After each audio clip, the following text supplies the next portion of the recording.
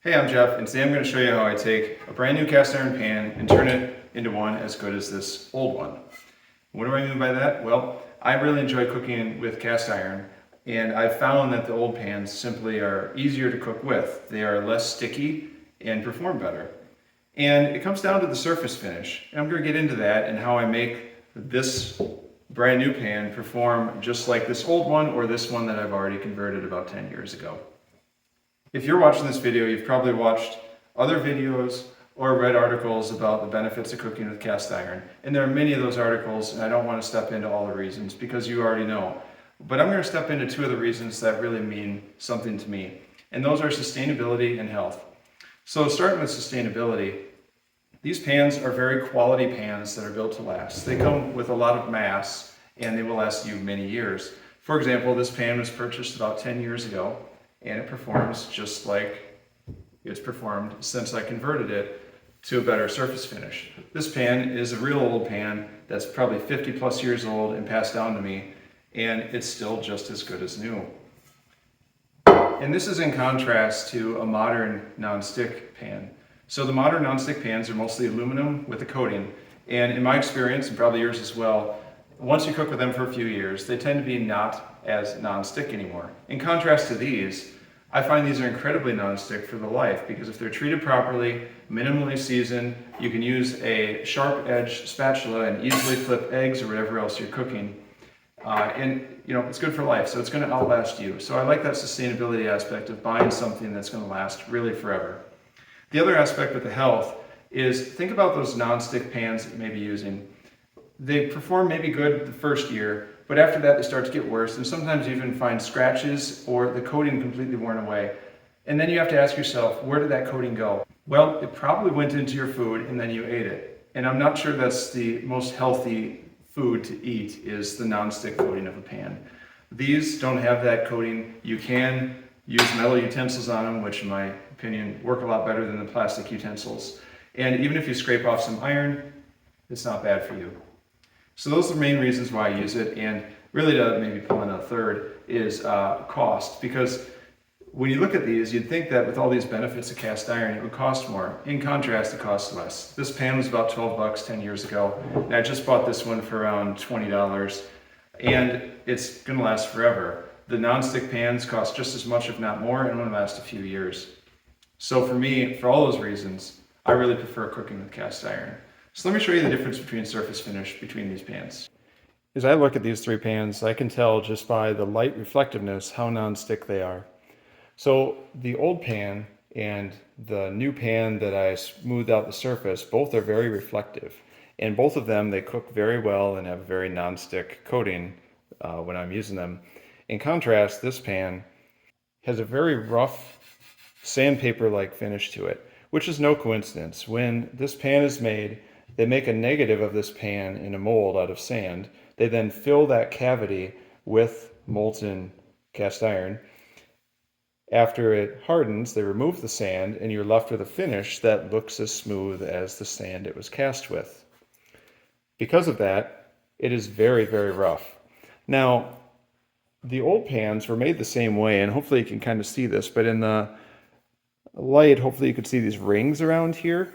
So after they cast it, they then machined the surface to make it very smooth, and they finished all the edges, and that makes it very non-stick because it's a smooth surface. And that's exactly the same thing I did with this pan, where I smoothed it out, and you'll see how we do that here. And by taking off that roughness, we can make this pan perform like the older pans. So I've talked a bit about surface finish, but you may wonder why it matters. And to me, what I'm pretty sure is going on is the food is mechanically bonding to a rough surface pan versus a smooth pan. To illustrate that, I'm just going to point out that a smooth pan, if we just envision it as perfectly flat, and then we put an egg on it or something, it's going to have a smooth edge that doesn't really interlock with the pan. In contrast, this pan over here has a surface finish that is similar to grains of sand. And if I was to zoom in on that, we'd probably find the surface is very irregular and changing in shape all over the place. If I cook the egg on that, we find that it goes into those pores and mechanically bonds to those, almost like a puzzle piece. That makes it really hard to scrape the surface. If I take a spatula and try to scrape off there, much of the food is left. That makes it also harder to clean. So the goal is to take this surface finish, this rough edge, and smooth off the tops to make it more like a machined finish. Some would say that this is not a good idea because cast iron needs this porosity to hold the oils or your seasoning that you're going to apply to the pan. I don't find that to be a big concern. While I represent this as flat, if we zoomed in many times deeper, we would find that it still has much micro porosity, and even the scratches of the machining tools or whatever was used to make that a better finish. So it still holds the oil at that very microscopic level, but it gets rid of these giant surface defects that function like that pieces of a puzzle that make your food stick to the modern cast iron rough finish pan. Now that I've showed you why we're going to improve the surface finish of the pan, let me show you how I go about doing so. Here are 3 different ways to remove the roughness of the pan, and fundamentally they're all doing the same thing by using sandpaper. The difference is how quickly the tool does it, some skill and other aspects. So we can just use sandpaper and move it by hand, or we can use something like a random orbital sander and go a little bit faster with a little bit less handwork to remove that finish and make it smooth. Or we can go all the way up to an angle grinder. Now it's important with an angle grinder to not use a classic grinding wheel. These are far too aggressive and will gouge the pan, possibly ruining it. Instead I use something like a flap disc, which is much more forgiving, a little bit slower, and gives the surface finish I want. I'm using about 100 to 150 grit sandpaper. That seems to be about the surface finish I like. So based on the tools you have and your comfort with using them, select the right tool to smooth out the pan. So here we go. I'm going to use the angle grinder. I already have it set up with my flap disc. Got my safety gear. I'm going to grind this in hopefully one take, because I only have one pan. You get to watch and see how it transforms. One thing I didn't talk about is technique. As you watch the video, you see that I'm constantly moving around. That's really key to make sure you don't gouge the surface. So I planned to do this all in one take, but as I got going, this became kind of interesting, so I took a break, and hopefully you can see what I'm seeing. As you look at the surface, you'll find these dark spots and shiny spots. The dark spots are the low spots with that mechanical connection to whatever food you're cooking, and the shiny spots are the high spots that are being rubbed off. This just shows how bad some of these pans are and the improvement that's being made.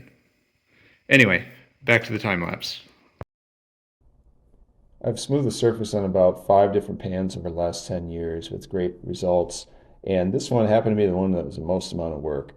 Historically, I've always used Lodge pans, and I really recommend Lodge products because the cast iron seems to be a little better, a little bit flatter pan, but unfortunately they didn't have a big round griddle style pan that I wanted, so I bought this off-brand one, and I found it to not be nearly as flat or good. And as I started to grind it, I found the surface defects were super deep. The sand casting just had a ton of pores that were much deeper than any Lodge pan I've had. So it took a lot of extra grinding to get down deep enough to smooth off those low spots and make it good enough for cooking. One thing you'll also see me do here is smooth out the back side of the pan.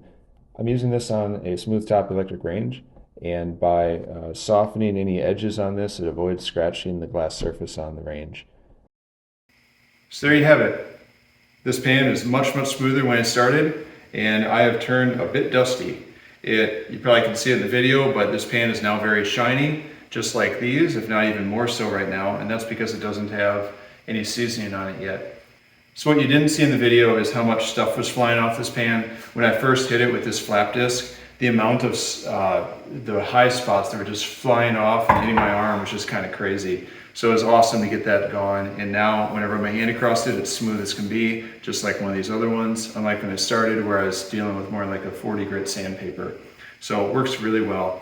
My next step is seasoning. I keep that really simple. I heat up the pan and I use canola oil and let it cool and harden. You can do that in the oven. You can just heat it up super hot on the stove. There's a lot of ways to do it, but I don't overthink it. And similarly, I don't overthink washing either. My simple method of washing is put it under the water, scrub it just with some chainmail. These are like $5 to $10. and just scrubbing that surface and getting the food debris off. Hopefully the pan is still maybe slightly hot, and I just let it sit to dry, or I wipe it dry to make sure it doesn't rust. Normal cooking usually keeps it seasoned pretty well, but I don't use any dish soap on it, and I just scrub it as needed. It works well for me. So there you go. Hope you enjoyed watching this video. Hopefully you learned something, and if you enjoyed it, stick around and I'll hopefully have a few more. I haven't really ever created a purpose for the channel, but I really think what I'm trying to show is just the variety of various skills or life hacks that I do around here. I'm an engineer, and I do a lot of things with buildings or machines, so a lot of that translates to my personal life as I fabricate, modify, or improve things to make day-to-day living better. So anyway, if you enjoyed, maybe I'll see you in the next one, and comment if you got some other ideas on these. Thanks. Bye.